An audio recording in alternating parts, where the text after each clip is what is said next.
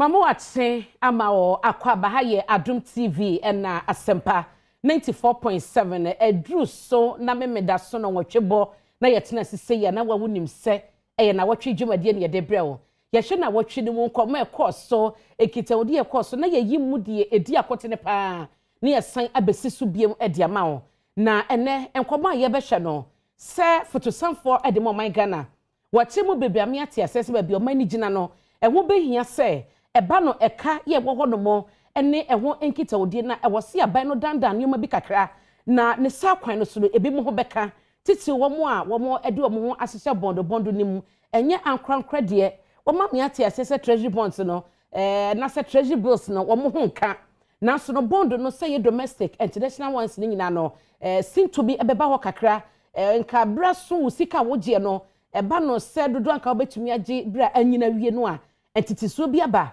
2023 anhwekra wunya hwe ekwa ni mu no ehye bi ba ebi 5% ekwa no 10% etisen yebedi mu komodi ama wo ye ne animdifo eba no sikasem entoto ya ene eni omo ebehwe san komoyi ene yanso na NDC amanyoko no ehye wo abato na se etukọ enfifini mantemu a ene eba no emabua no boaboafo ena ema anu boaboafo ni wo mabedi akire no abato no ebekoso ene ewo enfifini mantemu ansana ene na wotwe 17th mu ho no so no empanyifo chese omo ebeye kesepa no ewo Accra Sports Stadium ehon so kobo no ebeba na ene no ye hwe the youth and women's organizer no ehon ye bekwa kodi mu kobo kakra ediama wo ewo enfifini mantemu na dia kanyina no ye dia beto aso ama wo ewo studios ha edia mejeso ene abena pokoa ahwenie medasese aka me ho me basisia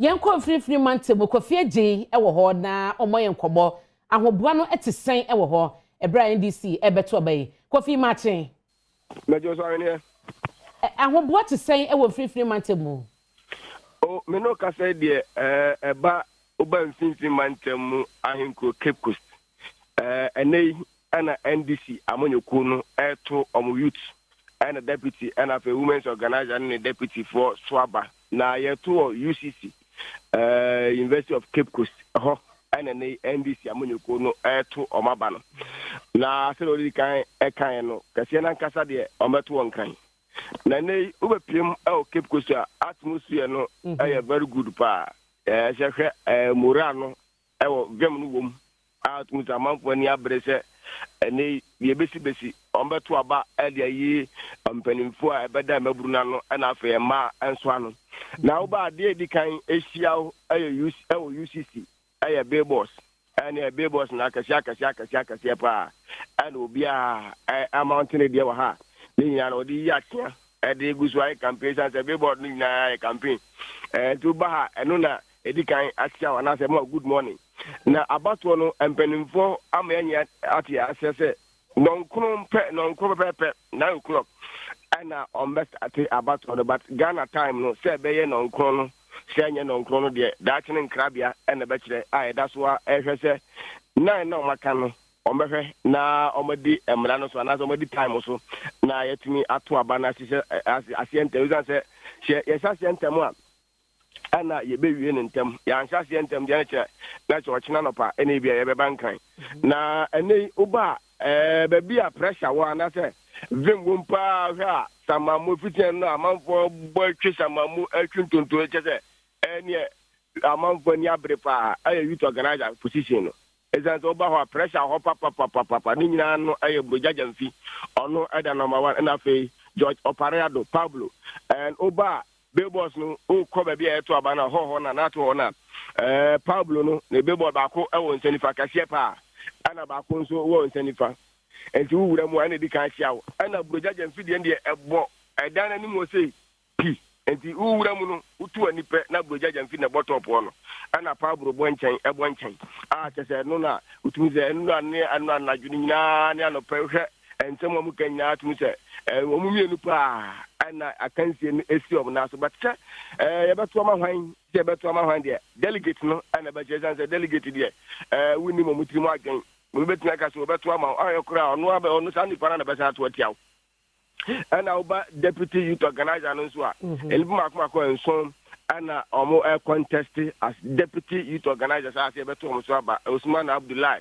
Ayaraga ono the number 1 Root Della ono so the number 2 Bright Nonu ono so the number 3 Suleiman Abdullah Karim number 4 and Muhammad Abubakar Sadiq also the number 5 and Ora Ahmed also the number 6 and Eric Daxon nipa brina hwa omonia bre and over women's organizers nso a said also be a pressure wo pa main women's organizer position no Margaret and say amota bonu nsamrane mago 1 ono another number 1 after Dr. Hannah Louisa Bisu on the incumbent women's organizer and to me nupa no and also ba pressure no pa ye be retain e be system ezan so tie delegate na e be se be retain ma me no e be so se be system engineer obia e wona agent ase hwen no obia wona hwen se de obia hwen sa chete sa na delegate no obia anso agent e kire no a ye hwe ni mu se ombeto abano but nipa ye hwe ni mu so ombeto abano aye over 1800 na yibusa mpenin for figures na ka mu che figures na ka se do muntimi confirm say dia 2000 na say but the enya ni say ebe apem ene ha nwatwe ni nya ni say yade a omo disqualify binum enti ama time omo disqualify omo na elite ebi nso ho a omo clear omo time omo clear omo no na no si elite enti na say ama figures ni ntimi entirely for now and after test conference bi ananga omuntu abanu so no ya de obeka ho enti say figure ananga sa de asat now ye nya hu nipa dodo a eba beto but omo che say be apem any ha nwotwe and I expect say omba beto aba so dem bi ekan but e bat say bambo so dia police form enya enti say nipa be 500 police person be ahenum and omo do omo eba say de be ya ma bambo no etimi I great esan say oba invest of Cape Coast ahonoson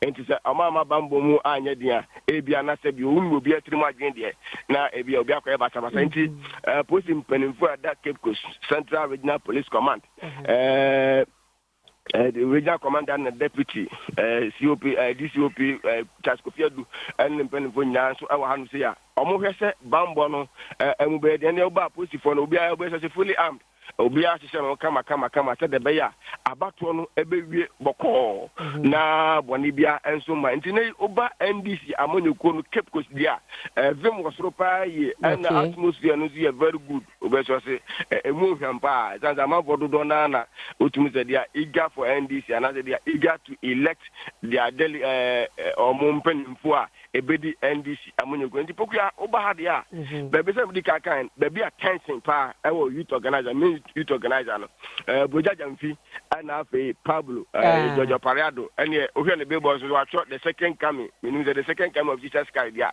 but watch the second coming and what the slogan no and Boja Jamfi so ewo enti yebetu no yebe retain no eno ne slogan wa ha yebetu no yebe retain no yebetu no yebe retain no and apart from that no ohwe national for no so apart from we no so the likes of a student ketabe boss no posters and afi time for some of money organizers near the na obi anso wa hwe ya unimu aba be kasa ha na yeto main election center omo yento omo de na kura no obi a post aboba Matina Kofi ye hu si party mpanyifo no committee a share abato iso no edin krata bia benra kasafa omo contest to de bia omutumi campaign delegate seba bi ne yedi sika kodada wo a omo kaseti a what be bisa wo grounds ese bi mo ye campaign sem ni bi wo ho ana eno de sabi eno de obeso say crocodile john ejanze Ghana politics enye ne start amanyosem enye ne start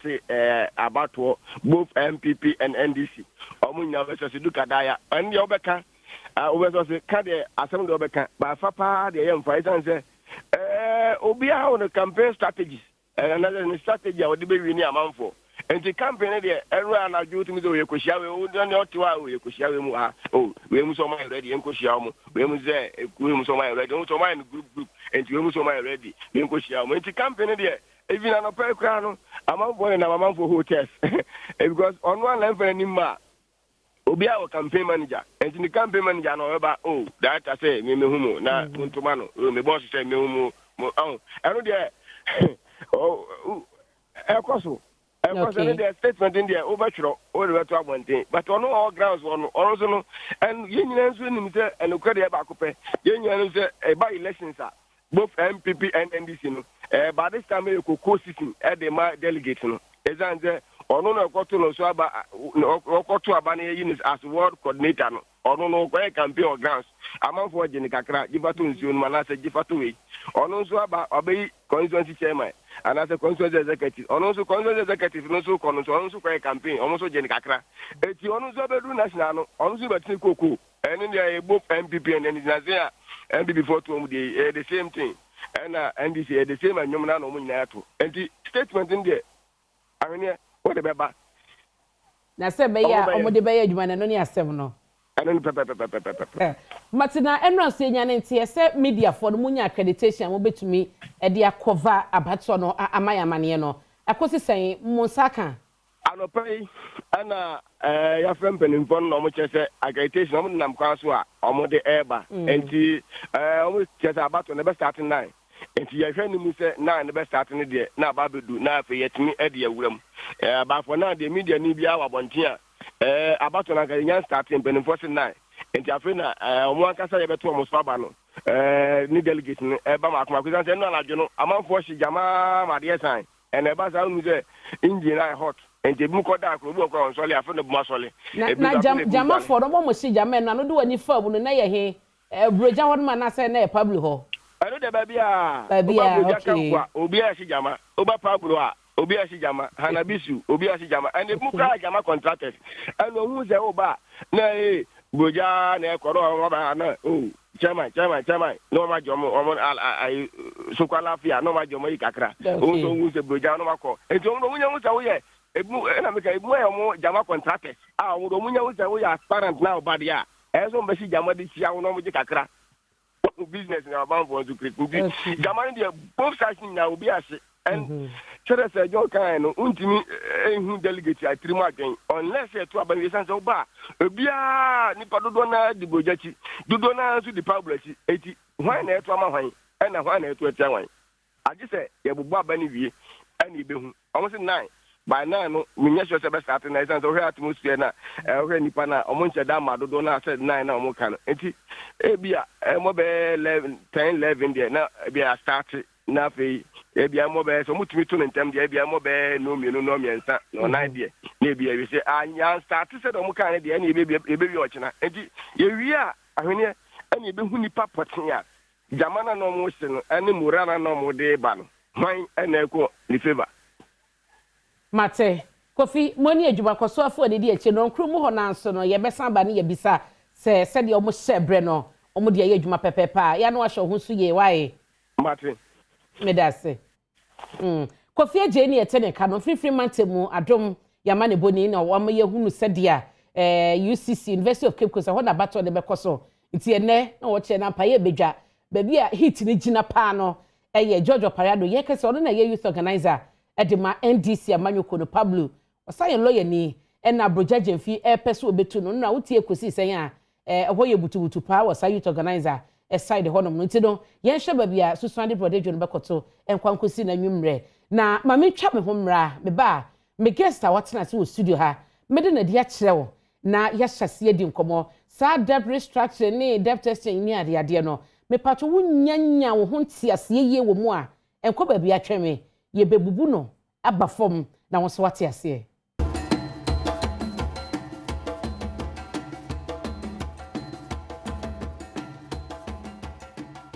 Mamu akwa babiem edi Adom TV so na asempa 94.7 so na Nnawotwi dwumadie ene eguso de ma no panya obeka mensasa bring eye owura atobonfo oye leading member at the Mass Citizens Coalition ye mana kwaba na yenkobodie ne ye hyase kaise ye ne economist mienu so ebekasa na yedi we mu nyina enkomo ye behwe ye domestic bonds no na international de no na omu nyina no ama ye nimde ene adisua kakra ewo ho owura bonfo matse ye nia akwaba nso madam be brave yaba ye da so ye to nsafre wo no wabeka ye ho na ja ye nyina ye toato adwene na ye hye ye nkomo na se enti sesia no ye pese ye hunu eye debt restructuring ya aban yi ene ne photo sanfo e de beto dwa so mo de beye adwuma no de kan mo hu ne sen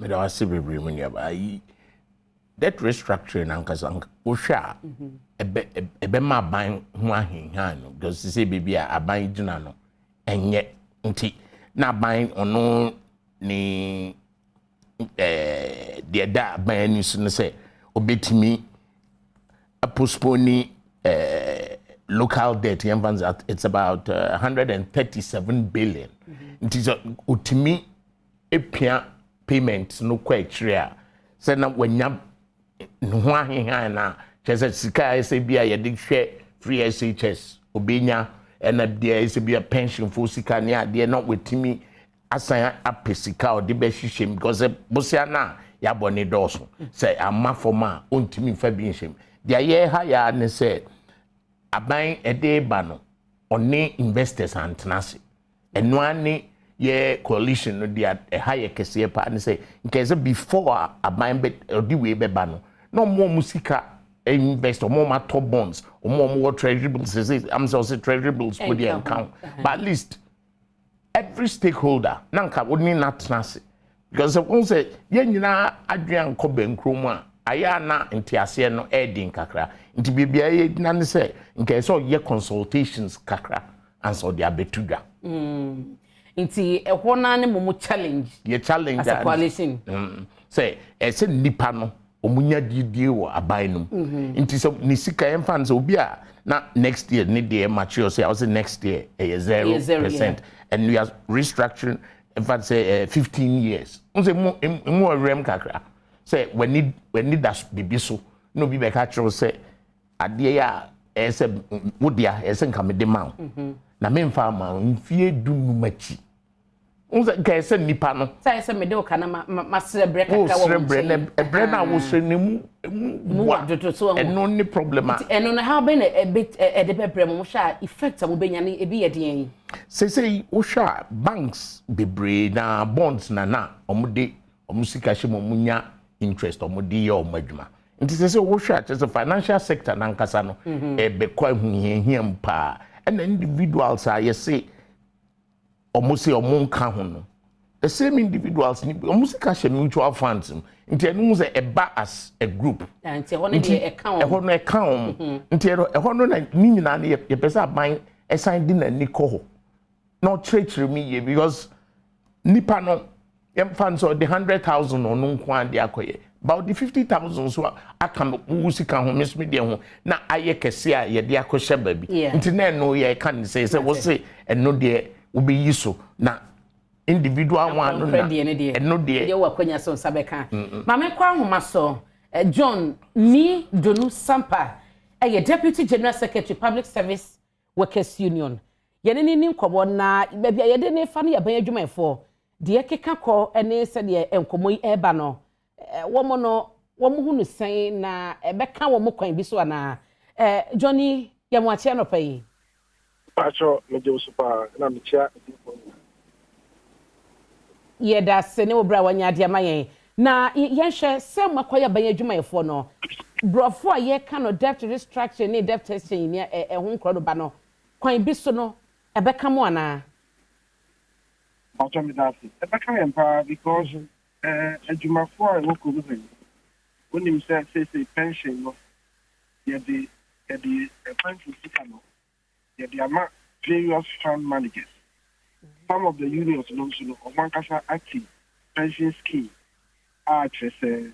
tier 2 you manage na sike the entire you amended the old Senate law and it said you be university tier 2 no na sikana doso so the be say alam sama ye adwuma for ewie adwuma mo ko retirement ye de ma omo obenya sika kese na sika na ye kan nyina titiri nyina e wo bond mu enewo especially public service for and your friend is the time my band say government there was say audit tier 2 sika no ema one farm ema ni di adwuma and audit treasury rate etoso na audit sika no ebema various fund managers no one farm omo na bi omo kasa pe no omo fenye odi ma omo almost I've forgotten the percentage, but almost 80% or the mom in bond. And you know what it means is you have been forced to buy bond, whether you like it or not. And another bond no interest no I was shooting. We'll be able say at least as we move forward, we will be able to pay the retirees. Say a bond we see the entire 2023 on 0%. Any the years going 5%, 10% respectively. What really are you expecting workers to? So the other say, and they are not companies, mutual fund companies, almost they will not be able to pay enough interest on the money, and the ordinary worker will suffer. And this I will say, your friend is saying individuals and Kahua. Individuals, almost they are companies now, or Makabu Mama Sigana can see how they are top bond. And who say, right after this, various banks, any mutual fund managers will start also affecting the individuals that have investment with them. Now, and not workers, any trade unions, because government, only Ubia and Shed ending whom come up. And I say, Yenny say, and I say, Yenny say, only Ubia ending whom come up, and of that too. And I had to say, Dipano, or what to me, what can say, the obeying, the obeying, opa koshipo. That is very bad. Mate. Na mame ko ahomaso gina so mame John na mene Dr. Said Idrisu ono aso ye economist nti obo de eba no de ye kan a entiase no pote no omo no mbebo na yenya Dr. Idrisu ye mwache no payi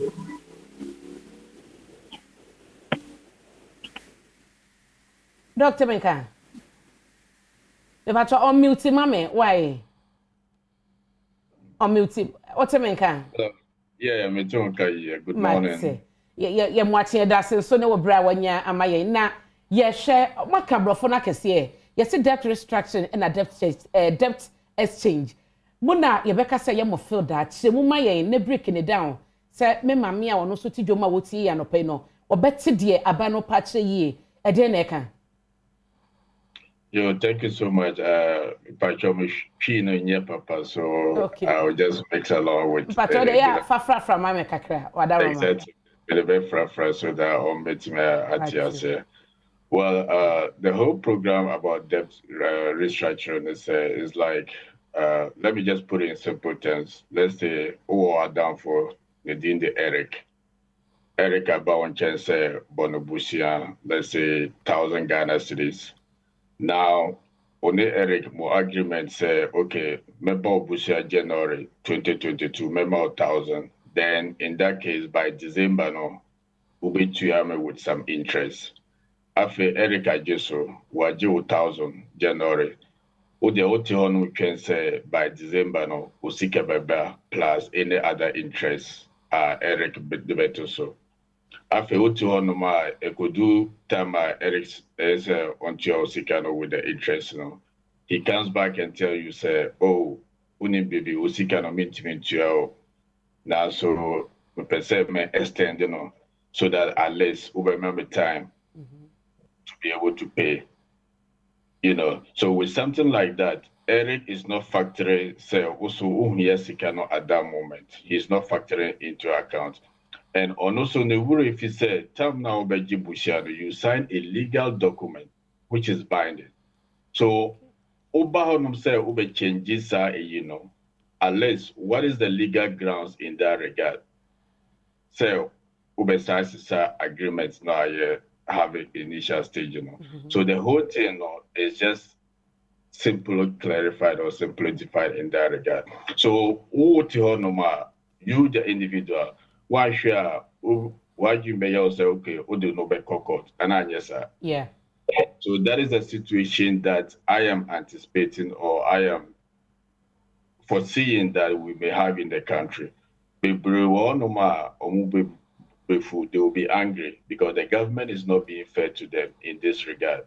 And the way the government is like government is, I don't want to say government is using force, but it's like you are owing them. So you should be using dialogue, not coercion. Okay. Because if you are using force on the people, knowing very well that they are going to lose their money, is not going to be good at the end of the day for the economy as well. Because we share economic year will be say opportunity cost. It's like tell them now pensioners, banks and all that, they were investing in the government securities. Okay. So as they could have used it for something else at that particular point. But they trusted the government because of the safe deposit situation. Because Ubian himself, government is always safe. Maybe it's as you can hold the maybe piece of land somewhere, and that estate somewhere, you are not guaranteed. But you know the government is always safe. That is why most of these banks buy these bonds, treasury bills, and all that with the government. So after government but say, oh, there are so many question marks, and the government is not really being fair to all the investors. Okay. The government is not being fair, considering that at least years ago, Sasikano, people could have used it for different investment, and it would have yielded a different return altogether at this particular point in time. Minimum time now, but I wanted to show some few slides so that we'll be able to see. I mean, if you permit me. Okay. No, but out Koso. Okay, maybe you to me like say the corner. Okay, but I think you have to enable me. It's like the host is disabled. Screen sharing. Yeah, so we'll enable. I will share the screen, then just show some few slides for people to really get the true picture. Mate. Enti Dr. Said Idrisu ena ene Edin Kobodo economist. Enti mamemra Mr. Bonfo nchen. Wotie de wokan ya na chese bebia na wo baba consultation ene dialogue no. Aban no amfa sa kwan no so. Na se ose makase e wo se mu de adwuma. And ebra san komo ne koso ni mu na no. Ye hu sen krata be beto abonte attorney general kwampo advice the finance minister say once there's doc can say agreement ni ye binding e wo aban no ene investor no entem it is a wo take a so decision say na meye e wo bra wanyi wo no adwenkyira e kwa bi so netia mra obi kura betumi take care of the matter dia court e na oka so for see say e betumi asi so say na mo hunu no at the end there say when you be call up when obi kwa pam na se when ni so a on se na ayese breach of contract obetumi do akọ emranim na ese ye nyina so ye twen adwen begina bibi so saban ye de oye so a ye sika no behye no credit da ho pa ni se okay aban uni choice bia ese oye de oye no nti na ye efu se de aban bebia wakogina no enka akiri so obefre nipa ne omakasa enye late enye too late because what take decision we that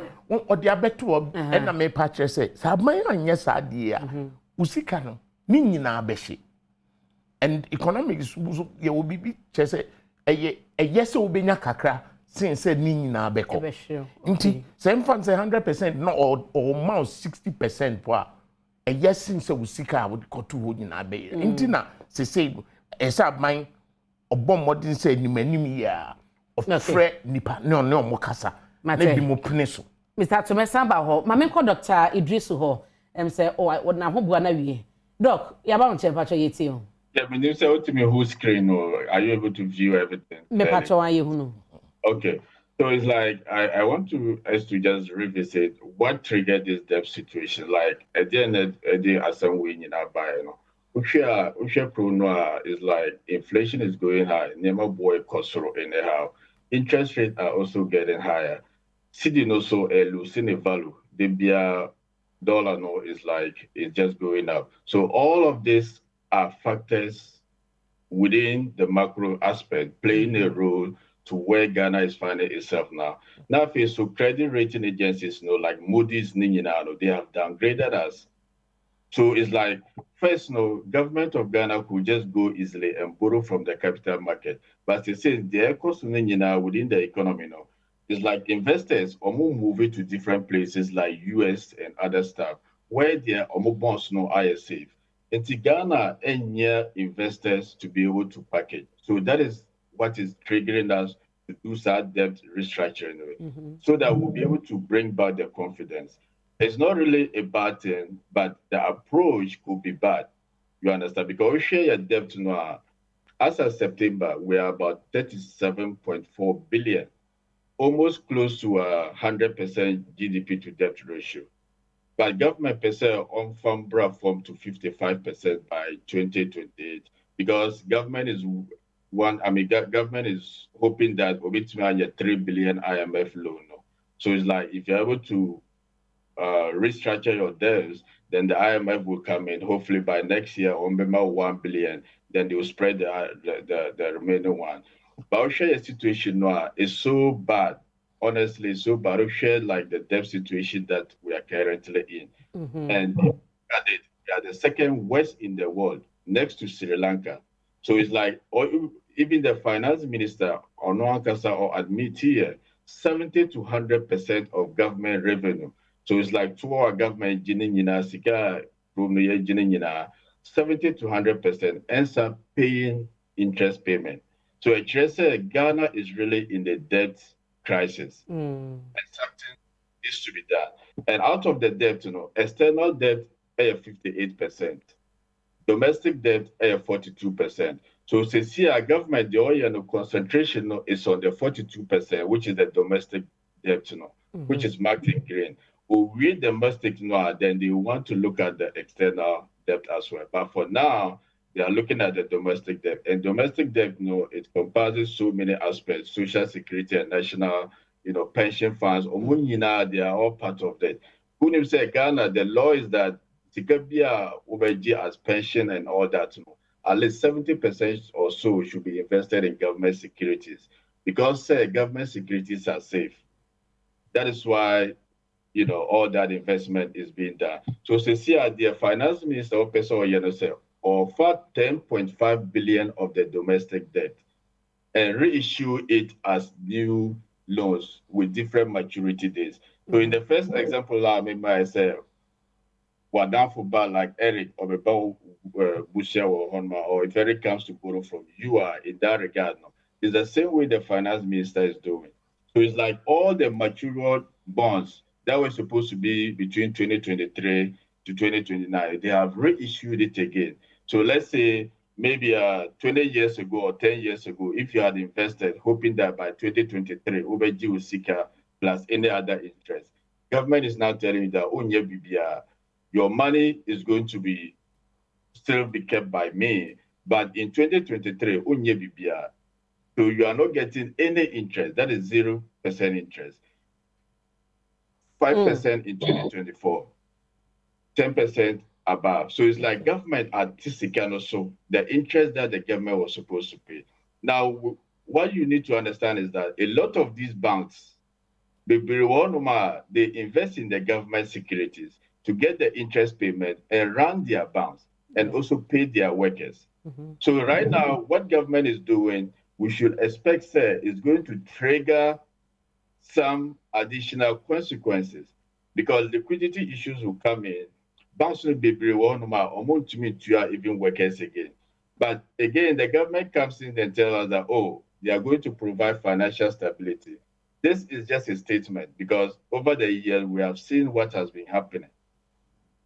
Even with a consolidated bank that was set up with depositors getting their money, up to now, the collapsed banks, some depositors have not gotten their money. So, SARS stabilization fund, in that regard. And this is even the complicated or the interesting part. Government is saying that, don't worry, nothing will happen. Treasury bills, blah, blah, blah. There will be no haircuts on bond, and individual holders of bond will not be affected.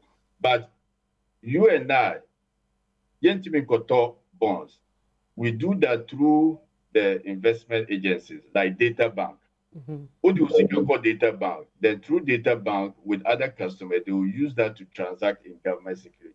So in that sentence 3, the government need to come out and explain what they mean by that because it is not feasible.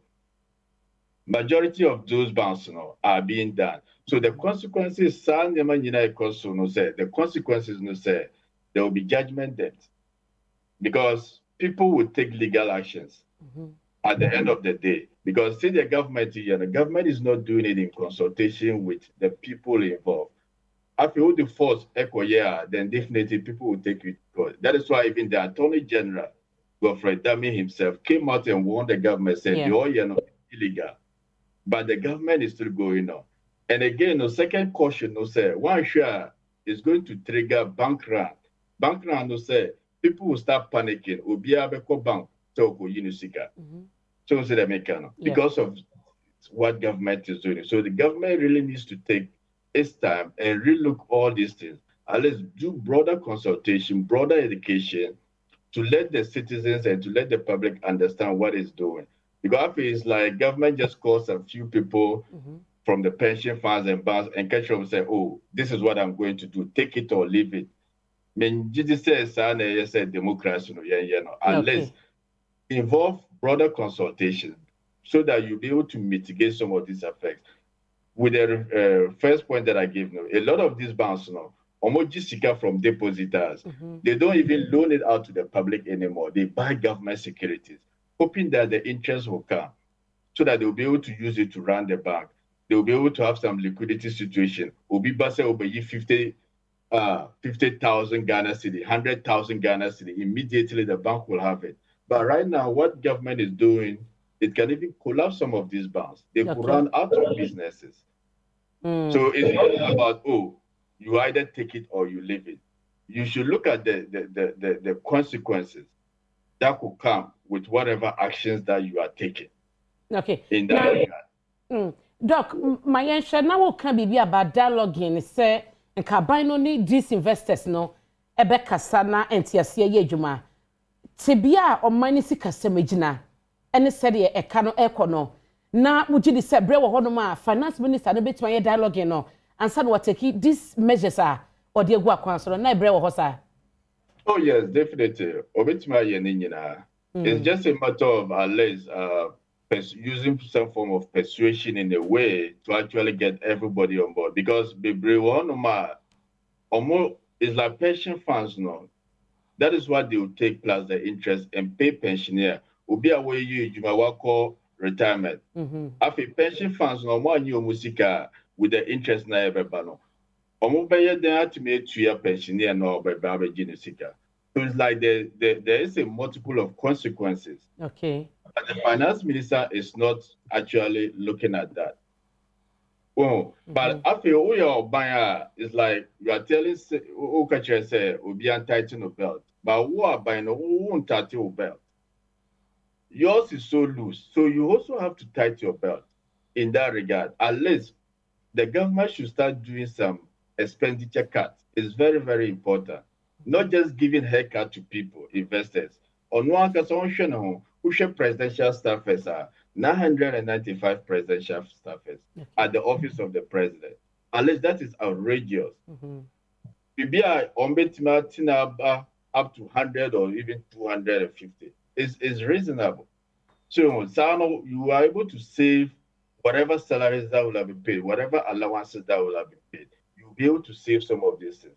Presidential jet rentals. The government, the president can even send foreign minister or even, different ministers to represent him in some of these international systems. He himself doesn't need to keep going all the time, renting presidential jet, costing us. So these are the places that the president could cut back. It's just a few months ago, Omukotua S. Gracia, Emma Council of State, when him say, Sikani Abayanomo, after Mutua S. Gracia. So all this, the government will have to cut back. Ministers, omu pay DM, department, omu pay DM, unnecessary meeting. Nina is omu chaso. So we just saying, now it's about your Auditor General report. Okofa Auditor General report over the years, believe me, you will cry. Okay. Waste of resources over 5.2 billion in 2018 alone. That's the way in Kaiwanuma and Kebetima YBB. 2021. 1.8 billion. A war no my betima yebibi. Tax irregularities. Baby one mamuntiata. Nina war no my betima yebibi. So there are so many areas the government can focus on. So obetima are done in the attention alcohol. Oh, this is the situation. Me just say unless Mami Yenusu say it shouldn't be about and yeah we are in the Bibia and Yobio. So no are going to be hard situation.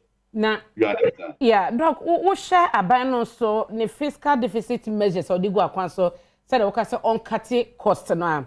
What you say a full allocation and commodema political appointees no. O mate so much a mummy 50% per enebeko. Iti cut no 50%. And watching so no ban no more dear to VAT sebia nipa no won kai ha na wonam di traffic mu e di VAT de nam no. And also no omo ye fra sebia wo kọ outside Accra and obetumi you see eba no allocation so omo de toto vehicles omo de toto cars so a and also no omate so ene de ekeka de call adodo na de ba ne se na expectation ne sa ba no ebet the number of ministers no so be say 80 no nka want so kra ma ne mra from comparing to other countries omo population krampo no esoso na so modo so poche Ghana no omo wo ministers kitu bi na manage the affairs of for mine no when you ya adwen ese even with the 2023 budget or the buy you know there's an increase almost say by 227.8 billion and no money be djuma afia ye besim compared to afidie ya na ye be 145.4 billion no ma ye hu commitment e wa ban ho say cut no almost so no e ye omo famudiana. Yes, but they could still do more cutting. The omo yenu nyina ombetima more into na be no share office of the president alone almost 1,000 workers ombetima to so all the way to 100 ufa work about what our salary or just salary or just allowance or VAT share or the expenditure nyina at the government so nyina we can cut them. How big is the office of the president that we need 1,000 people? That is outrageous. So it's like so it's like government they are saying that they have done some, but at least they could do more. Because we share like a year debt structuring no. Government who say as the only solution, but that is not the only solution. So they who say that it's not the only solution because you could do all these stuff and probably will not even touch investors or domestic investors in that regard. If we remember our example be international best practices. Usha Jamaica in 2010 they had a debt restructuring. IMF na year in early 2010. It helped them in the case at least it brought down their interest burden to about 3% of the GDP, and also a more increasing domestic debt years now. So the years increased from it decreased to be able to get it paid, which were all good in 2010. But along the line in 2013, what happened? They went back again to the IMF for another second debt exchange program. So Chira will say it is not just about the debt exchange program, but you, the government, Ankasa, the Obeyi Ankasa, which in economy we refer to as the fiscal discipline of you, the government yourself, it counts. So Ghana, the finance minister could bulldoze his way, get the debt restructuring done. But believe me, if we are not able to fight corruption, which I have just shown you with the Auditor General report, if you are not able to cut back on expenditure, believe me, in the next 3 or 4 years, Ghana will go back again for another second debt restructuring. So say that Jamaica is a typical example for Ghana to learn from. And doc, 2010 after 2030, normal go back for another second one. But let's say first one they weren't able to commit to fiscal discipline. Na doc, yen shade ye kekan ene brofudia kese omudia mai. That no to say the future no ye beka say bonds obi person den ho be mu no state be na be wo mu. So in future people will get discouraged to invest in government bonds. That is all we are seeing right now. Because like there's an old adage say government bonds are the safest. But right now, what this government is doing, or should I say government bonds in Ghana are not the safest. So me seek 100,000 to go buy government bonds. You get my point. So people will shift away from buying government bonds. Even these bonds, they will start moving away from buying government bonds into different diversity. And government bonds, the reason a majority equal government bonds, because of the 2007-2008 recession that happened. So it exposed a lot of weaknesses within the investment world, with the mortgage crashing and all that. So government bonds, government securities in general became the safest haven for many banks and for many investors. But right now, what Ghana government is doing, it is going to start discouraging people from investing in government bonds. People will go and withdraw their money and keep it under their bed, or people will withdraw their monies and go buy some piece of land or some piece of plot somewhere or some houses somewhere. So new forms of investment might start emerging, and it will not look good on the government of Ghana. Na my sheba bi ba ko aba mu a bebre na na ho na ebi mu interest wo yes net ho ne pension fund na ne nyina no ebe affected no ebi ka se ho no ka anye hwekra no aban no en consider na ka onyi snake en free the restructuring nim na ma ebi mu so enye safe kakra wo take wo safa ho ne eden do. I agree totally, because all pension funds will be affected currently. All pension funds that are invested will be affected under this government policy. Even insurance companies, say when you say insurance companies will normal, like maybe accidental life insurance and all forms of life insurance. They also invest in all this, so that only accident and BBC, you'll be able to get money and come and pay you. So all these businesses will be affected. So it's like government is just looking at the debt restructuring to be able to cut back on government debt. But at the end of the day, there are dire hard consequences that will come afterwards if government doesn't really take its time in looking at this. Until the pensioners, almost even I think so many agencies, including even the minority in parliament, almost so I'm only hoping that government will go back to the drawing board, look into other measures. Even if Opesa on your debt restructuring, at least they should look at Jamaica, see what happened to them, and use it as an example. Because we don't want a situation whereby government will forcefully do this debt restructuring, then in 3 years, 4 years down the line, we are going back. We really have to look at physical discipline. It's like Ghana, sometimes we describe Ghana to say leaking bucket. So him leaking bucket and our basket. Who sends you go basket more? No matter what. Yeah. Because no matter what money comes into the country, go and look at the Auditor General reports. So much irregularities. And BBI normal. It's like nobody gets punished, nothing happens. So it's like day in, day out, it keeps increasing. So believe me, even government could give 100 billion, 100 trillion, not the Bagana, believe me, half of it ever called corruption. It will not go into the real development. And that is the challenge of Ghana. So it's American. Yeah. So I say by on angle now. If we're able to tackle it, we'll be able to save so much to the point that we may not even have to borrow money again. In these times, no, be a say a trying moment.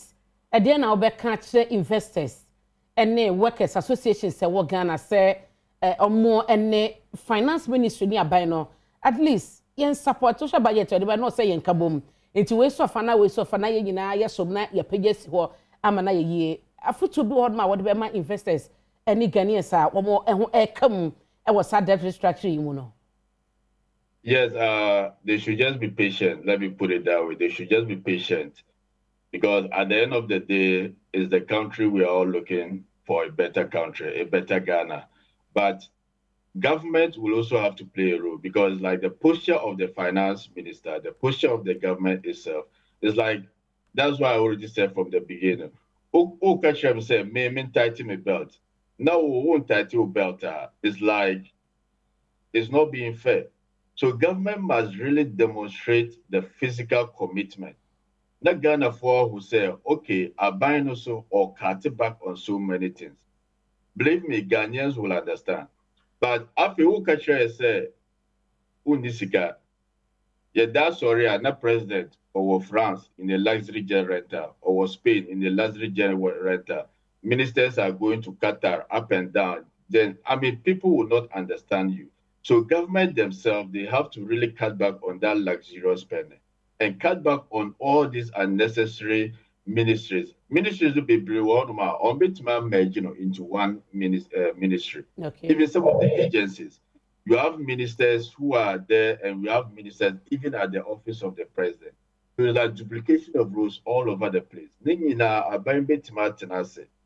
Look into that and cut them. Unless I know, say, we need power. Probably you want to do job for the boys, at least for some time. But the government has been in power for 6 years, getting to 7 years. So it is time that they really take Ghana at heart. Instead of job for boys, Okay. At least by now, no president is on Castle. 990 is on Pomo on 100. So at least 6 years is enough. Then we'll get back on track. Or yes, say no, we are investors who are affected, they will understand him. Say, oh, okay, president is really taking serious measures. But you see, you tell me that, oh, I will lose. But at the end of the day, you will go and rent private jet. Private jet. At the end of the day, you will be traveling here and there. Your presidential staffers will be this. Your minister will be this. So, so people will not begin to understand. Okay.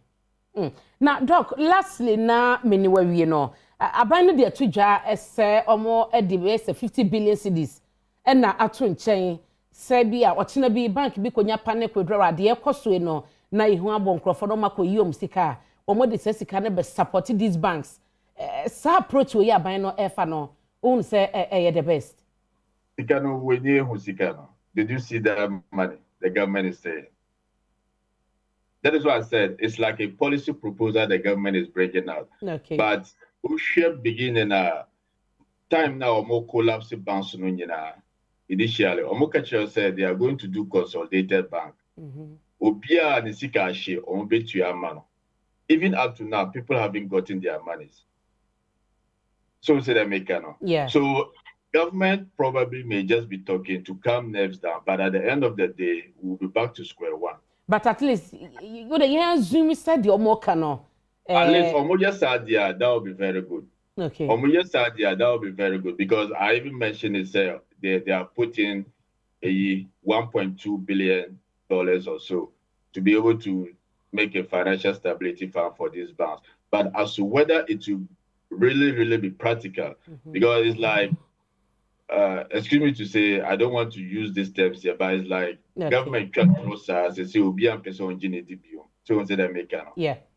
That is the situation that the government is finding itself now. So probably, and I say it could be another one of those lies. Mate, Doc, my nurse, any ebra when you're my no pay. Thank you. You, Dr. Said Idrisu, a economist, and then I could drink no. Me was you and the kakra. You maba kumi no be. What you say, Mr. To? Doc, okay, you, John, me pacho on mute na yen we why na me gidi se watie nkomo yi bia. Hello. Aha. Me pacho te me ka John. Pacho me too. Aha. Eti na me bisa se kakra ye die nkomo a ye di ne kakra yi. Wo bibi be adwenche bi wo ho na wo de wo se be twa to so aka ho amaye. Yeah, me do e twa to se so we share the two panelists, two economists, which was a choir by Namswa, all implemented this restructuring. The choir, I said, which need to me. On the America Kana only a kind. Trade unions, any workers in Ghana, will be idle crew, will be a better set and could be a crew, be a basso. But you see, Nipanankasa all implemented these measures. Almost everybody, including even the majority, don't trust the person who is doing it. So at the end of it, who trust announce now ebani say na kro could do baby ayedu. Na say ebani say kro so akwa could do baby a. Then na abai oye pa I say you want you from ham.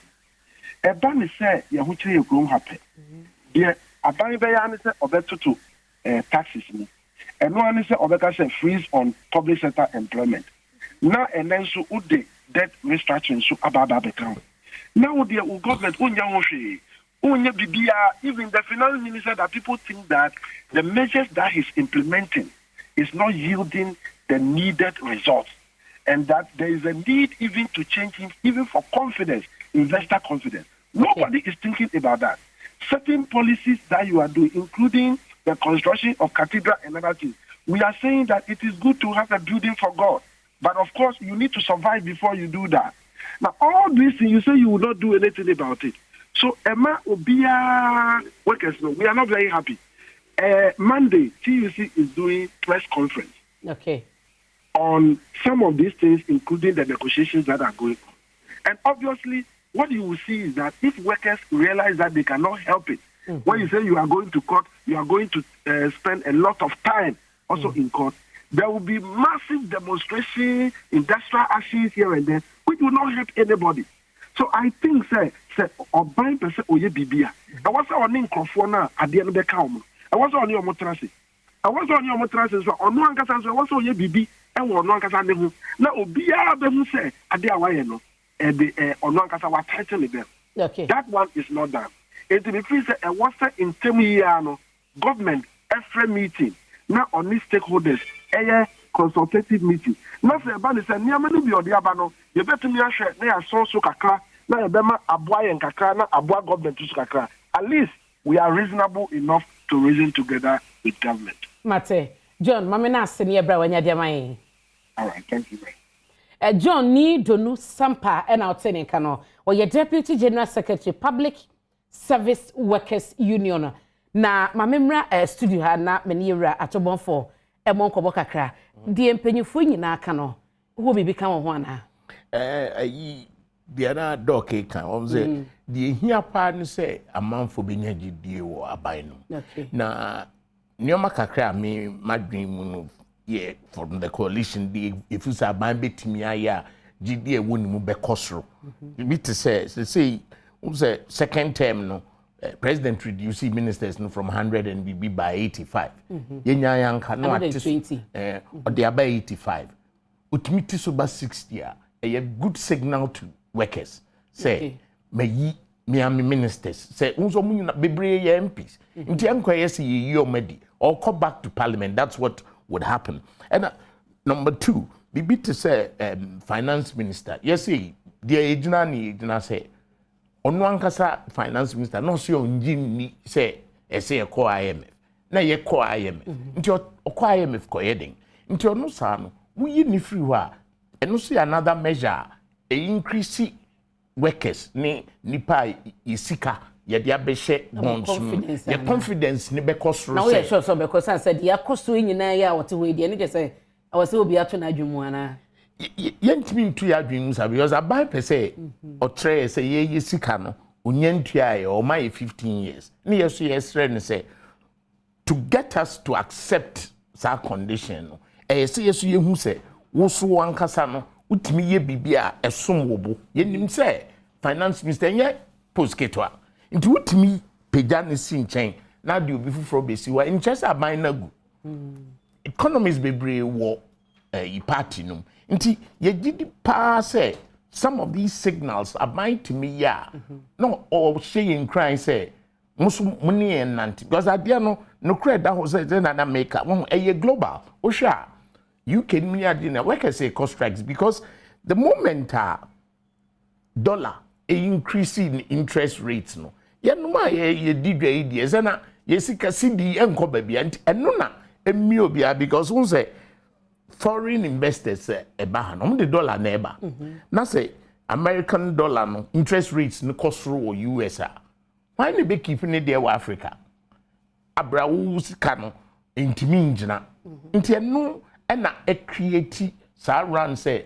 ye twi sika e de ko babia ye nim say ade dollar no mo ano mutwa ɛhɔ no so yɛ stable nti ɛwɔ sɛ aban otimi ne nante not treacherem but posture no was a say no ɛkɔba de sɛ ɔkɔso de ɔyɛ na obi antimi nyi wuni sɛ ɛyɛ external issues ɛna ɛkɔse because clearly no wo mpɛ sɛ wo sisa bibia I mean the other thing not keka say office of government machinery 900 and over 900 staffers no practically government don't mean to soon 100 until you maybe we have to be practical in our expectation. From 900 who say at least reducing by 20% because a lot of them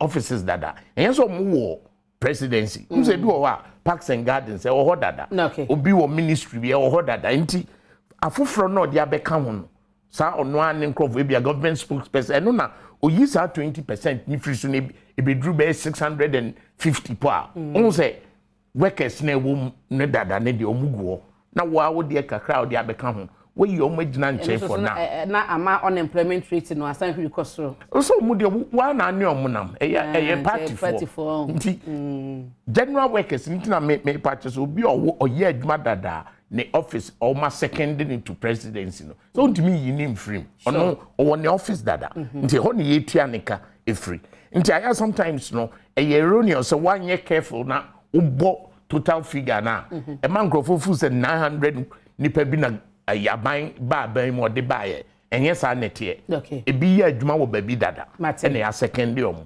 mate Mr. Bon for mama sankwa homasomra yewura kwaku antwibosi akon we economist na ye ne no behwe enkomo a ye die ni nyina no obi tifia ne yem hyehye no se na ne si benya misika na se me ye investment na fe be ko bi achi no ye be che me kwan ya me misika na me de abeto honom no me fa so na wo se menya no no ne je se ne me na krompo enye future no etisen e de ma oman yi ye sika sam totoye ene sa investment ankofo eye e wo security na mo dwin so bo benya wa ban mu no future no ye bleak and as ye bright ye ranch bo si akomachen mejo so mami ye da se ne wo bre enti me question no ne se ye future no e ba no investment economy no ene ye sika sam no ye bleak and as ye bright no kre wo mu ni se mami ankra no abai ni se bia yemvase me no ka say se bia makoto treasury bill anase menkoa makoto abai bond de omo kanu bia ene omo yi media no esinchen enya dia nhihye abai ahihye sisi no ebe fa me ho enti eno de enka ebia enka me nanso no so hwe ni nyina di bomu a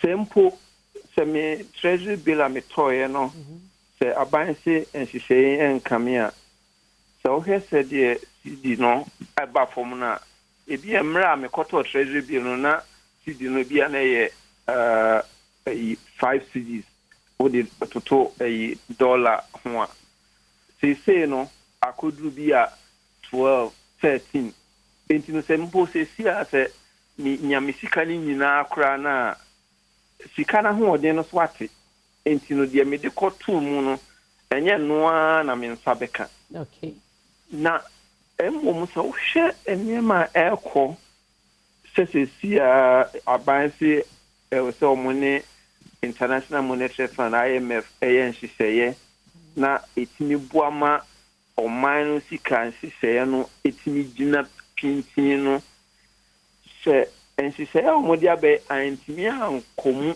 na se amanfo anje antumu ti se de nipa na one ne wo studio no e kan o ma anje antumu a na se IMF say okay se muntimi ntoto mo ka ho nhihye a ene yentimi mmo bosia biwa ene mame obia ho bekire no kre wo mu no ene daache ene da so bia ni ho no kre de ba ko pe se sia no I say obia twen se aban ene IMF nhihye no ebekọ se de aban aka kire yen se ebekọ no pepepe the banner side there in say IMF bema Ghana sika kakra se ebet me aboa ma yesidi no etimi agina na se ye toniema wa amanoni a yebetimi atua ho ka se ni nyina akoyi a ene ebia nkrofo a omubo aban bosia no ombenya yewehemu ewo ye economy no mu ntino ebema bibia agina no ene metimi akoyi kakra ba se aban ne womu di womu ka Ghana enhihye we nyankomo bi ase ye ngin tumu bia ene no krani se enema in fact it was nipa nhihye kakra enema ntimi ankose dia aban ne Ghana for mu di womu ka nhihye no ekono dia me nhihye me kakra na wo sha na IMF can staff level agreement bia was say Omayi and one ekokodru na de yetie no and say by 13th of this month year no abai no ene Ghana ni IMF be register staff level agreement no ma hope bi se ne enche ye betimi edru ho say the first tranche no krempo no yen sabeka no credit say mami enu ejina se enkrofo a aban we edi omoka no omubete na sie na nhihye aban de tuja na otwitwe mu no omagi atum efi se IMF nhihye ni nyina ne se sa wo de nkrofo ka bebre a untimi ntua ewe omu ne enye nhihye enu ntino ewe se wo ankasa wo ne wo mu a wo de wo mu ka no mutena se na mo ye nhihye se say na obetia wachina say na fie be obetia na ni nyina betia ma wo ka odie no aye se de be ya wo betimi etuatua okay tize omo de omo so sika na eba be se won nsam enti se wuntimi ntua de wo boy ya ye se enwa e kwa di ma ya ye nka bi bu enti se e ka wo de dada no wuntimi nya nhihye ye se wo betimi etua enya ade a almost di bi beba be ka ho bio enu ntina ehu hia se aban ne womu a womu di womu ka e wo Ghana ha eni amano ne mpo nya Ghana fo e ka nko a unse ai aban ye nhihye no womu ka se ai foreign bonds e ka womu di wo amano ne nsusu no womu be ka ho nsem na wotwe anase mbre bia eba enche bi womu di no nsu betudwa enti na osomo yes anhihye ni nyina na aban IMF hu se ampa aban ne nkrofo ya omude omuka nyina no omagia tumu se sei na aban betua omuka enu nti no ye hwe se de aban nhihye na se ye de yenso ye de beka ho a aban betimi atua saka ni nyina wo mra wese omutua enti sie ya yempo Ghana de no yentimi enyi ntumu omo de omo kan nyi ntumu so omo betua no be ye den pa se IMF obeji atumu se o muntimi ntua mo kan so still ye ne mo be ye staff level agreement no enti no se ame no ka se de minim ne se no kreni staff level agreement no idea enye yentimi fa yakoma enhyimu ekopim se aban ene womu de womu ka Ghana ha no sa ehihye womu de tudwa no womu betimi agi atum na afri amanonefo nso de no nso no womu betimi agi atum ansa na IMF no agi atum se okay afedi ni se mo betimi atua mo kanti no ye be sign agreement no at the staff level na ansa na akọ board ama executive board no so agi atum tempo se staff level no mpo omo gitum wo ha omo meeting omo ne Ghana empenifo no ahia omo gitum se okay ye mo aka no cry agi atum se mo betimi atua mo ka ewe se executive board no so hwe omo hwehwe bibie mu no mu sa ampa no krani Ghana aban omo ewon hwehwe se omo betimi atua omo ka nyina se IMF di omo sika so ekopie so a enti no krani eni se ye dada ye ho se dia amanfo kika na sa ba kika se o mbe staff level agreement by afia wie no ebeba so no we say yetwen kakra ni yehu the woman ansa na yetimi e yakoma ato so na se ye ken no ebi mu esusu economics ba kwa mbi kan ne kasa ye no o se anya ne nwanwa se bia ye koye nim na ebi bu krampo no ebetwe aba na kogina court esan se anamo na woto no de abehye obokon o bra na omowo agreement a eye binding eba no investment a omo ye it is ni nyina no krampo no etumi aba mu se ebi mu ante ase because enim se Ghana Medical Association and Ghana National Association of Teachers omo nyina se aban na namo na woto ene ne debt restructuring no womoni aban no enya adwen ebetimi akọ affect ye ni IMF ekita odie na manatwe akọ akire se de wotire mu no ta ne kosi no kre ne se oni obi ayen hyehyɛ a mo asan ase se maju sika me bo besia firi hɔ no mo besia na me bo no ehun si nsi na fe unkwa wo sori anopa ba ko a wo se o bosia na mabɔ no kra mintimi ntua ɛna ehun nsi no so kra mintimi ntua enti no sɛ wo peu metua no ebia 5 years emfie no machi ana sɛ emfie du no machi emra bia ni wiase ebema ho kwan Ghana ha mra ma ho kwan enti sɛ nipa na wo de won ka no e ka kyerɛ sɛ mentiase na menje ntumu a ewe sɛ utimi ne no tenase woni ne di nkomo ema wote ase sɛ waanye ne saa sɛ de wo ka no betimi e de wakɔ emredi ni mu ase sɛ wo de wo kɔ a no kreni judge bia be bia ma wo mu enti sɛ kɔba ne saa IMF no so de ekɔpem sɛ omo betiase sɛ omo ade omo kanu ne waye nhyehyɛ omo san aka sɛ yɛte wase sɛ odi ye kanso mentua no ene tua no wachina ehun sie no tua no 2023 2024 ekɔ a IMF no omo ne ya agreement enka sɛ omo so dum sika be ka ho enti no eno tina make sɛ ye di akoma to so say o say dia buy ka so mu bitimi an hyehyɛ by afia wie no a bia ebedi hu ehwamo fi say no kra ne say if any padodo na omo de omo kan ka so mu be kokota na che say nhyehyɛ a omo hyehyɛ no aban ahyehyɛ say yetua we say yebetua we wachina ne adekye no entimi maso no so amaso dia na chesa ban eka ho nhyehyɛ a wahyehyɛ no enya dia a ebetimi abaso enti no mamen kansi so bio sɛ IMF no sɛ omo no be agreement se CA sɛ de kan omo ne Ghana be agreement a gisse aban aye ye ka ho nhyehyɛ akyerɛ sɛ yebetimi atua ye ka efiri 2023 eko sɛ yɛntimi ankyerɛ IMF sɛ yɛbɛtumi atua ka IMF wɔn ne yɛnyɛ agreement ɛna sɛ nipa no a yɛde wɔn ka no nso anti aseɛ na wɔn de yɛkɔ court a wonim Ghana court nso asɛm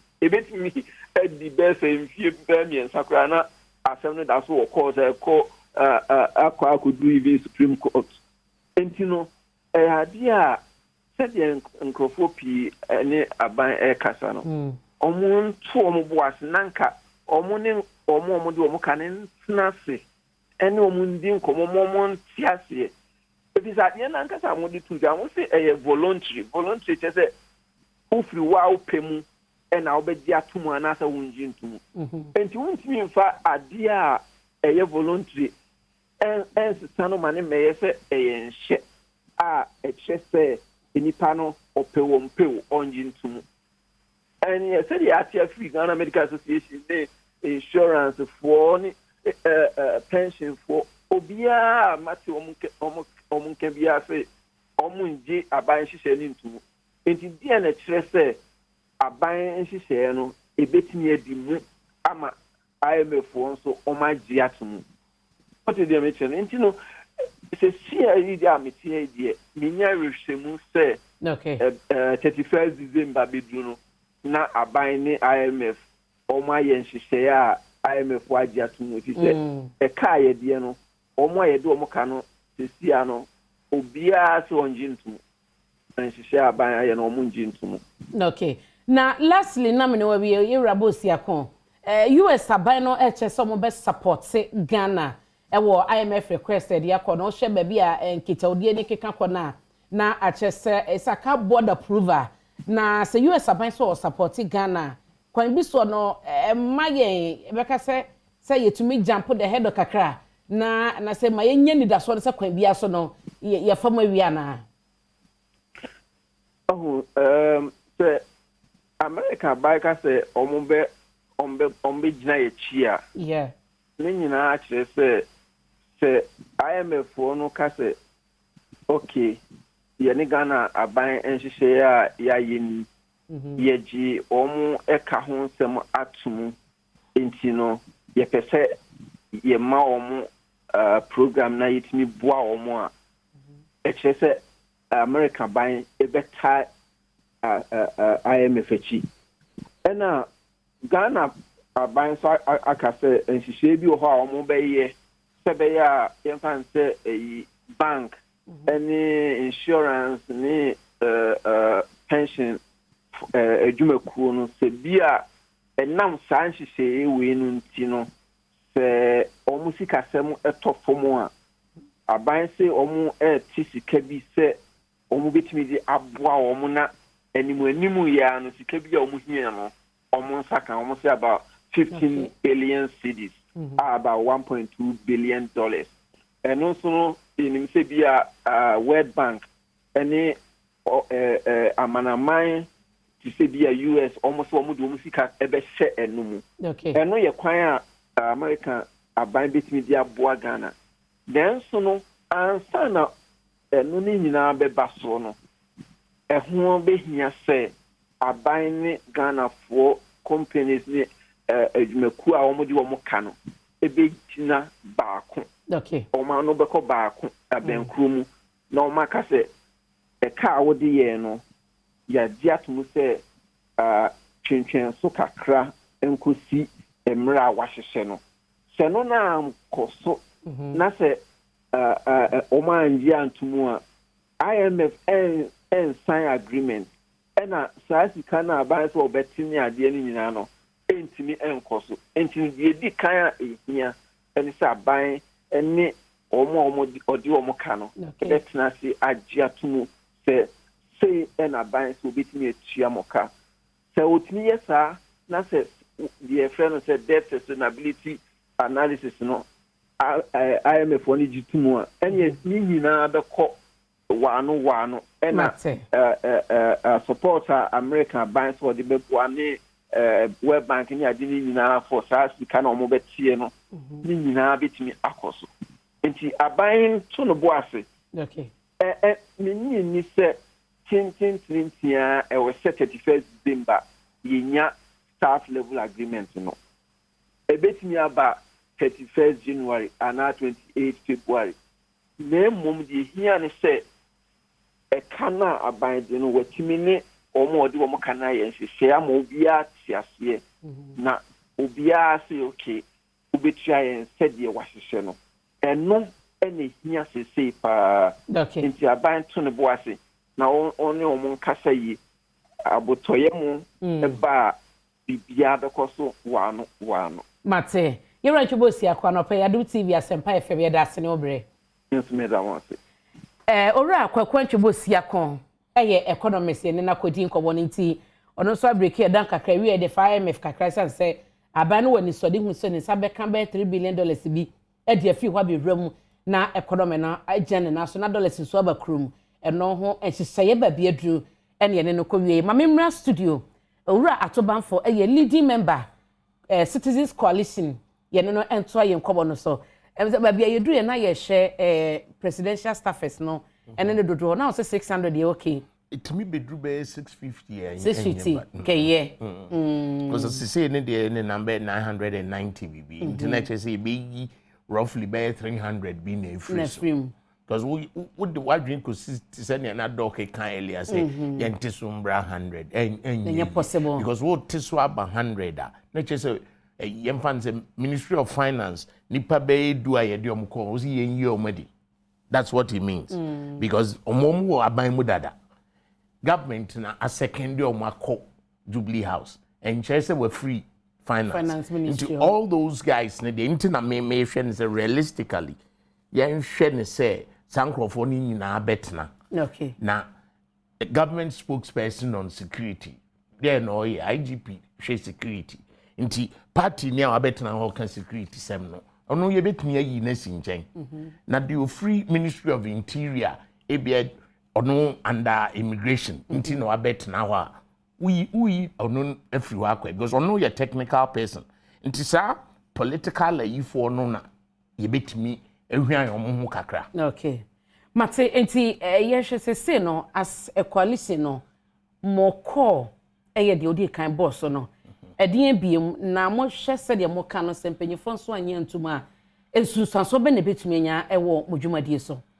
Yankasa ne de mo ade ye je nkita di bebre nti yene se wo kaya yene Auditor General kodi nkita ho nti yehu se ne ana ye yadwen ye no na enye sa netie tese sika nkofo afom nsase no wagigibi nti ye be to aso ni aban akasa because ye gidi pass on so mu ye nipa te say ya aya na sometimes no the way yenti ho ase because on far bibia nkyre ene yeso yemfa bibia nkyre no nti ye gina bonte ne kasa but ye ne kodam no otimi biebie ne oma so kyre ya ebia de ono ka no ye beti ase ena yeso say ye biebie ye de no so kyre na ebia ono so beti ase nti ye de we'll continue the dialogue because also over the years no it to go up on things so ade na ebe mai because say baby a minor duro no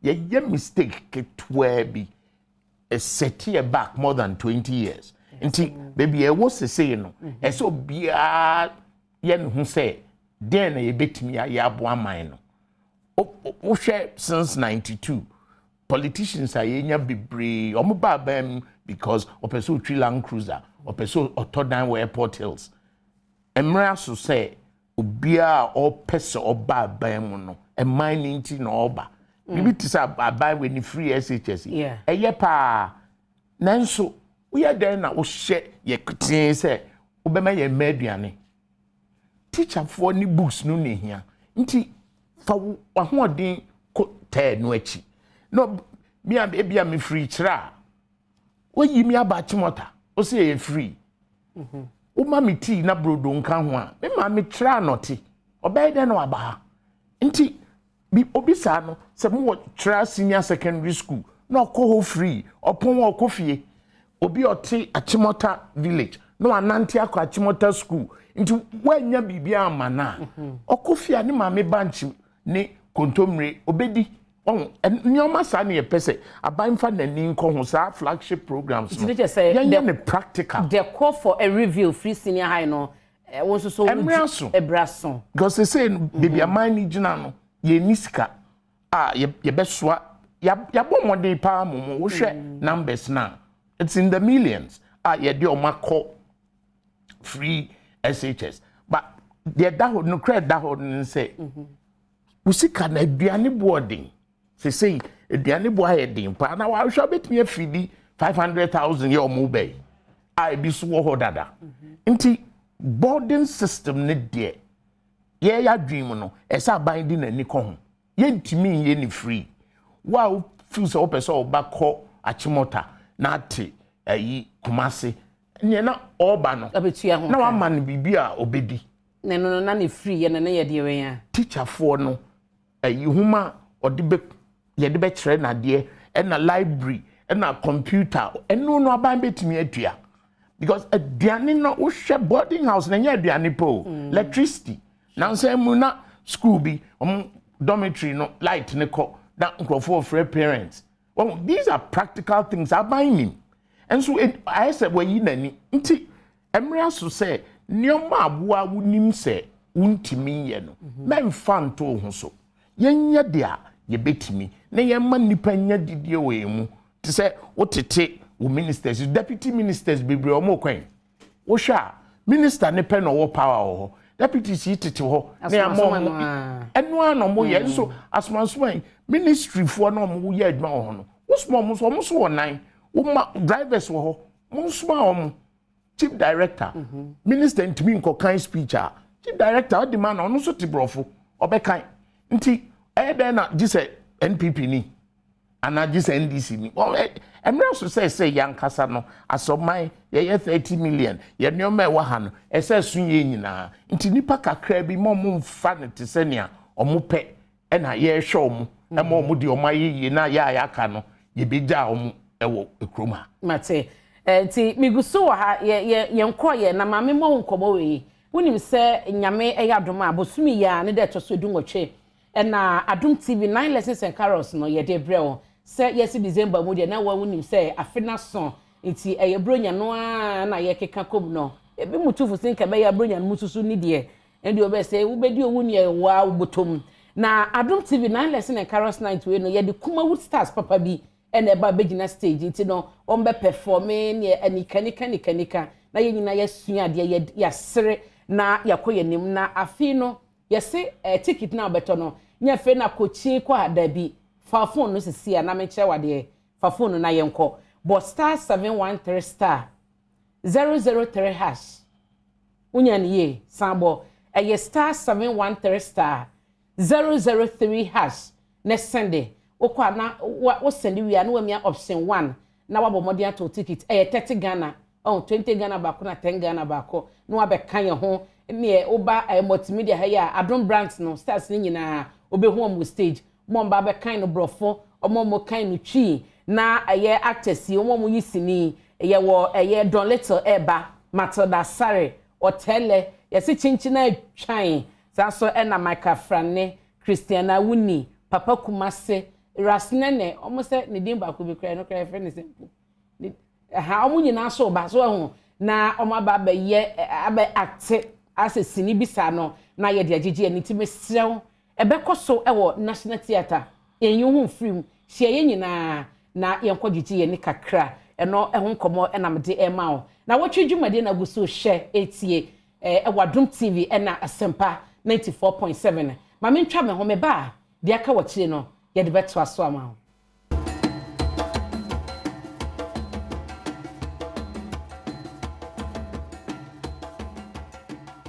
na wotwe dwumade anopai so wakan ho so Asempa 94.7 a medasepa na babiedu na ka enche na ye de bibia eba na wieye ye beba ho na wo so afra kire wadwen enne nkomo ye de esikasem ho ntotoye babia ne omekeka komagidi so nya adaji tie yi a wate asie yi babia ni kire mpanyifo chese ne omanye kranti se no babiedu no giso bia moa ne ho ete ya ban na chi na ye de mpabo so ta kire ehwese sakra ye beba opanyi owo menchen ewo ha Citizens Coalition a leading member yera atobonfo okame ho ewo ha na mekwa ne ho ansa na maba abebie phone lines no na afi nso wode wadwenche ba na adwumadi na si na Mr. Ato yenhwe anisuode hu ne ye den na mo envisage se mo behunu ebra yekoye nimi say no budget already on the nyoma bi ayo omobobo so to say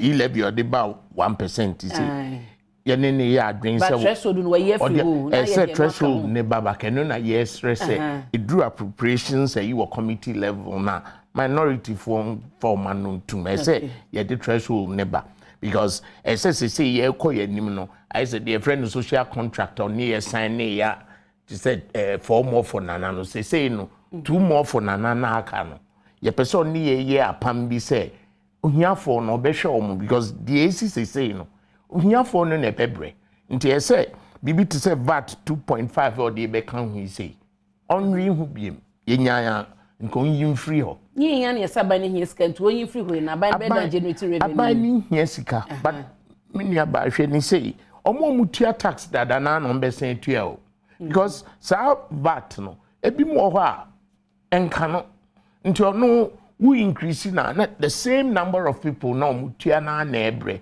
rather abai no making sure say informal sector no or twin bam Ghana card and according to vice president no a BA numbers no e kosoro na mo ye den am almost way to bi nti e ho no na ye ya dwene se omfa na ni nhwe ho bibi to say planting for food and jobs ye ye good policy but plantations saying na wom ye increase farm sizes no by supporting omo ye no ni acreage omo ye ni ya kese ti say because obi ye body a na to say free in cry ko ye bia so farm no ne size no because ye hia aduane hu say o man bia say yetumi didi yetumi nya yensa koya no a nioma bebre no nipa nha wo na 1D1F yom ye say factories ni bi wo enye adwuma simply because sika promotion e bia wo man o say 3 million na o man 1.5 we see 9 ni si ho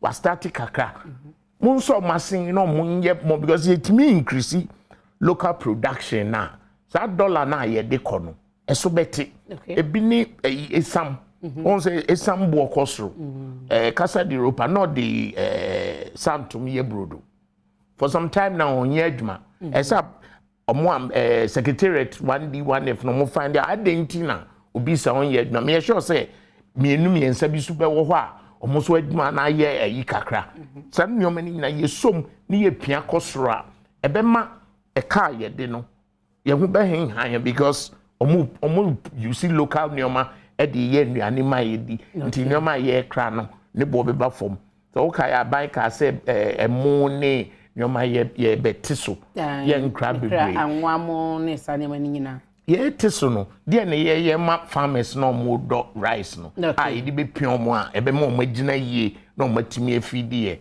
poultry the same feed no na ubi so mo de complaining o hwe yi abakwasem Brazil for abakwasem mo hwe ye no mo suen se mo betimi de banche aye base no mo de nam na ka ho nti enya burunko a na yetimi nti yeso ye wo food research ni ade wo mpani for wo omunim de ye mo so nhwehwem na ne o masa no emmeka ho na mama ni ndimu mate mame mra wo nchen ba bia wo bia wo betimi a join enkobo na yedi no numbers no 0302 211701 0302 211702 and 0302 211703 uwie so abetumi de 704 asechire so ho na wafre me pacho o share screen so a number na da so bomodi afre na kire wadwen e ba be ye ni kire se asoman no utusu se bibi ho no ma ye nyina betumi ayede ata ba na chi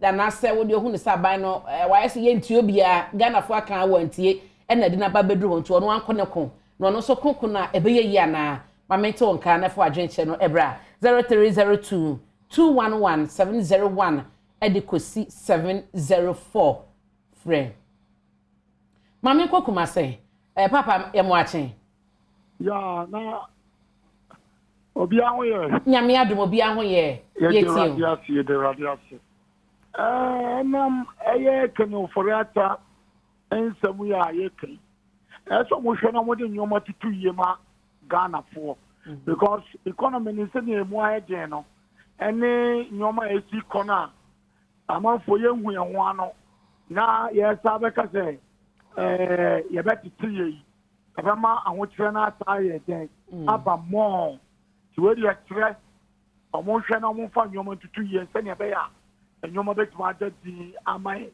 ai medamase yes ye da se mame kwa kwa de nchira ho na Steven e wo Steven tebe ka ma chien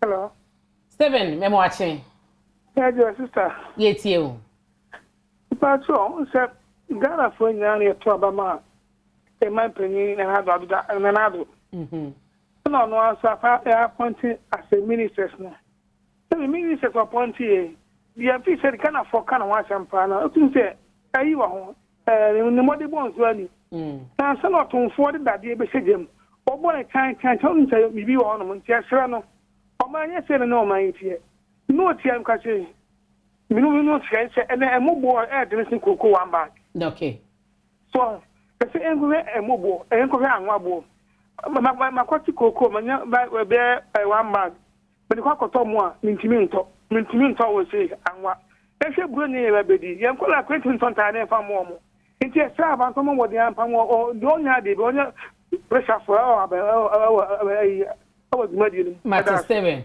medase brakofi mache Eja anapa de ayun kaka say trewo kan operate debt exchange program no. Yes. A cause of fear and panic to the citizens of Ghana, especially Sika that treasure be the things same one from him. Then the next year things me san ko Jesus can say a cause of fear mama for compo you music can say buy no so on share now ba education say be cut down na ja amaya aswat na ehu de be ko. Was a cause of fear and panic pan easy.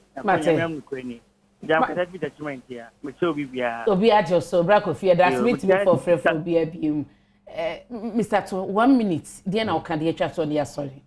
There be clear say yes parliamentarians na drew appropriations ne so a omumwaye na ayi dia na can threshold for e-levy forcing na buying say ye pone ye fu se nkobema na kosoro nti o mane nkosoro o mane nka 100 na ena 2.5 VAT no so pese or the beka ho mane ko 15%. Let the total ne ko 21%. Ebe mia ye nti yesre ye nhwe ho na ye rather no ye twi nipa bebre mbra tax net no. Mate me da say. Asare ba for. Yes madam. We dey ka bebie yen so yeso waba. Me pa chomiti ofre efi hin. Efi station. Yetio. Pacho the margin can say abano Cecilia or Modigu Kramotabia na Hagin Kaka. If I say root toast and I double food chakakri. And not a bomb about it in this Kaka, yes, editor for 1 day, mamma said, or more year. And no, a brand you feel no, I know a contributing factor, a band sky so you the bomb, a man of Ghana is what to be. And the size of the government, come out buying by more than 100 ministers, their deputies cast on using your money. It does be, and also M1 more mano efficacy in Tumpo. In the abandoned shed efficacy muyi. Yes, of it, I know the abba, and I'm saying to my four, I won't be there, the best my four so. And my four no, a basana, a man woman so, in a modern and fine Juma, M1.2 Medbano, a man so and so. Okay. It's Miss Magin. Me da say. Yeah, it's yeah, do see understand. Happy birthday. Enkoma Delphina nana esi budusam ene Delphina anya 5 years enti odo onyame won hira wo na onye okese we fi papa ekọ budusam o maame ene onuano ne nyina nchen na ukwabri ena ayiyo bi ekoso ya ye colleague ne no ewo multimedia ha eye Samuel Boatin o engineering ni papa kababi enti ene na omoye eyi ni papa no aye na yi anu ne sika senyina ewo abri enti same obade na onchechire wate ya ma onye busua ni nyina ya akọ sanso na kokofodua so a nsemtwefo nya yi kese ewo Achim Newtafo en kwaku Solomon no ye managing editor ede madrid ede multimedia waka ba bi ene na yiyo no ekoso nti sabre Achim Newtafo hwa ye butu ye wi aye kota chire na ye nso ya hwese dia ebekọ abusua ene nsemtwefo nyina wapo mantemu ye mamu nyina ya akọ ene hyede kese medu besi anopai na opanyi obeka me ho yewura ato bonfo Citizens Coalition oye a leading member ya oda ekuo na no obeka me ho ye ne economists ahodo nso di nkomo yewura ntwebo si akwede ne kasa ye na Dr. Saidi so ye no ebo nkomo sanso na Johnny odo ye Public Service Workers Union no ye ne ono so edi nkomo dwumadie so na panyifo a ebo chidom Webek Kofi Ampadu akwasinsia ena Frank Wolanyo sound camera floor omunyina etachire ema dwumade ne ba wakom edi amegeso ene abena pokoa ahwennie yada wase ama mu ni hye enitie nyame yadoma ene na wotwe eyeda kese NDC amanyoko no ene Accra Sports Stadium eno mode abato ehyehyɛ so yakra munyina